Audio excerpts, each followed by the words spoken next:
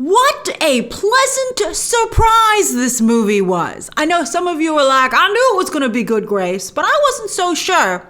I think Angelina Jolie has been trying to find a good path forward, trying to reboot herself a little bit. And by Jove, I think she's done it after this. And then if she can really stick the landing with the Eternals, which so far looks so good, she might really, really be able to do it. Now, here she reminded me of a current trend in Hollywood. I'm talking Liam Neeson, Keanu Reeves, Denzel Washington, Jackie Chan, Bob Odenkirk, Jason Statham, and now Angelina Jolie. Yeah, that's right. Get back in there, Angelina. It makes perfect sense that one of the few women to break into the action genre and stay there would capitalize on this new trend of older fan favorites doing low-key, one-man army action movies. But here's where it gets interesting. Because while Jolie brings the star power to this movie for sure, she is a great team player. And she doesn't outshine her wonderful supporting cast, which actually makes this very much an ensemble film. Because what a cast!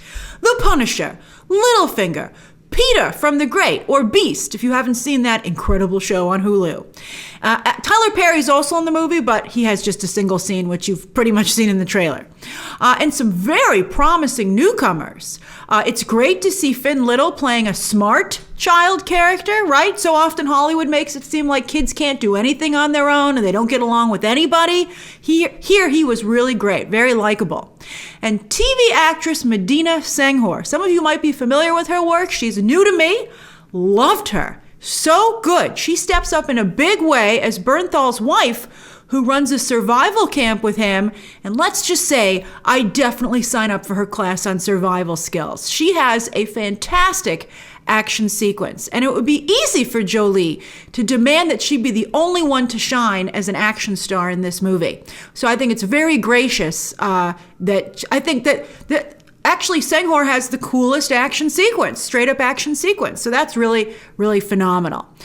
Instead, Jolie's character, while she does have a few really good action moments and she gets to battle it out with the fire and stuff like that, her character definitely can hold her own, don't get me wrong. But this movie is more about her emotional journey as she tries to recover from a devastating tragedy in the field that we get glimpses of, but that happened before this movie starts.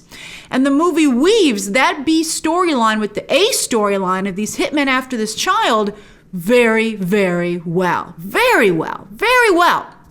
That credit, of course, goes to Taylor Sheridan, who writes as well as directs here. And while in the past I feel he's been a bit uneven, I've always felt that his work is worth watching. When you see Taylor Sheridan, you should check it out. He's worth a roll of the dice every time.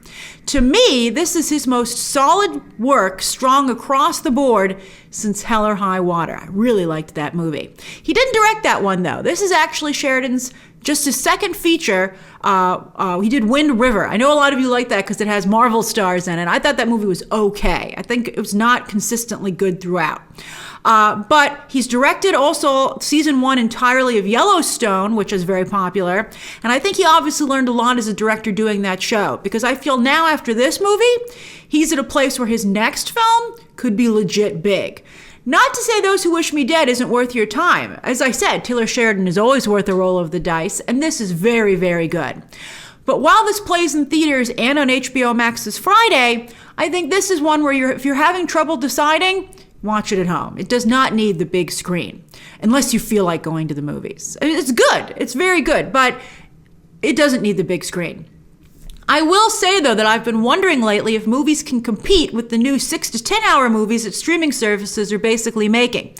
But here, just as I was thinking that, Taylor Sheridan gives me a resounding yes, because I feel this movie definitely can compete. Sometimes you want a single night of entertainment. You don't want to binge 6 to 10 hours over a single day or just a few days. This is an hour, 45-minute story that is very satisfying and that you can enjoy in a single serving.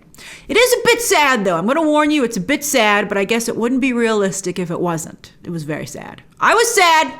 The action scenes are excellent with lots of tension, some very cool things they come up with here. And the fire sequences are very convincing to the point where I was like, how'd they do that? Is that all VFX? That's very cool. And perhaps, though, what's nicest about the film, and what I know a number of you will appreciate, and I think that right now, particularly with states and where people are willing to go to the movies, I think that Those Who Wish Me Dead could do very well. Because this is very much a love letter to Montana, the land and the people. I thought that was cool. A lot of movies have tried to herald forest fighters. There was like a Josh Brolin one that came out a couple of years ago. And even though here the fire and the firefighters aren't front and center, they still get a lot of screen time. But I think this is probably the best one of those movies I've seen. They did a really nice job making forest firefighters look like really cool people. Which of course they obviously are. But this movie, I think, did them justice. The film definitely has a Western quality to it, like all of Sheridan's work. He does a really good job with modern Westerns. I think he's probably sometimes people like to go and try, like Hateful Eight is a fantastic, like classic style Western from Quentin Tarantino. But I think very few people are making modern Westerns. And Taylor Sheridan almost has that business exclusively to himself. He's darn good at it. So what about Angelina Jolie? While she generously shares the picture and her spotlight, she does deserve a shout out for her performance. This is the most understated we've seen Jolie in a very long time, and I have to say it looks darn good on her. And she still shines though, because she's still very much a movie star. She doesn't have to try that hard, because she has that quality which helped her in the first place. And she settles back into this familiar action role like a glove. Again, she wasn't trying too hard. She wasn't. I do like Angelina Jolie sometimes when she is trying very hard, but this was very good. This reminds you why she was a movie star in the first place, and that she still very much has it. While at first, I didn't think she made a believable firefighter at all. I was like, are you kidding me? By the end of the movie, totally believed it. I was like, she is a firefighter. And I would like to see her make more movies like this. I think she and Sheridan are a very good team. Actors will often team up with directors. Angelina Jolie never found that director, although she very much has wanted to just be in her own orbit for a while. And she was also focusing very much on her personal life, which, has driven her career as well as, been, she has not been historically a very private individual. And she also has her charity work, and she's wanted to direct herself.